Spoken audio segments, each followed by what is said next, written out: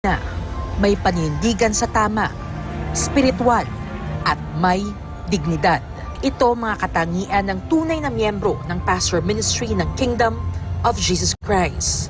At ito ay taliwas sa kredibilidad o wala sa katauhan ng mga nag-aakusa kay Pastor Apollo Sikibuloy ng kung ano-anong kasinungalingan at walang basihang mga paratang tulad ng pananamantala ng kababaihan at kabataan. What you say to the sun is who you are.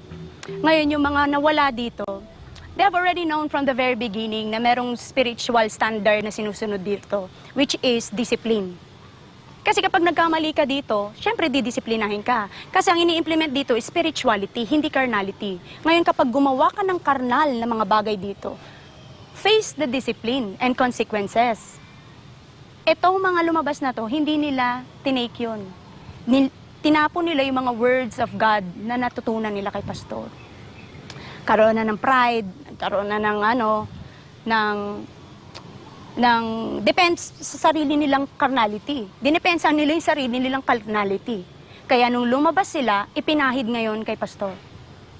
Yun yung nangyari sa kanila.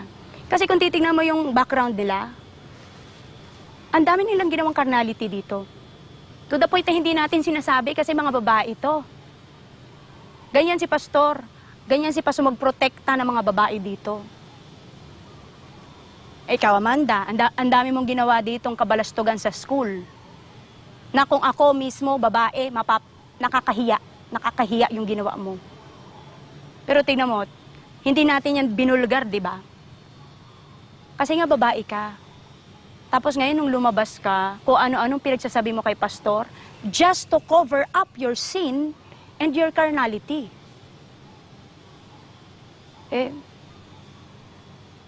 Kaya nga na-dismiss yung case noon pa.